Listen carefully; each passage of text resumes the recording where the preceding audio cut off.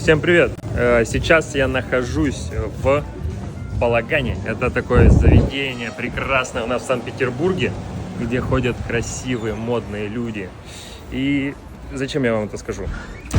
Зачем я вам это говорю? Зачем я вам это говорю? Потому что это заведение находится на Петроградке, в самом сердце нашего города. И у нас открывается здесь кладовочка. Давайте покажу, где.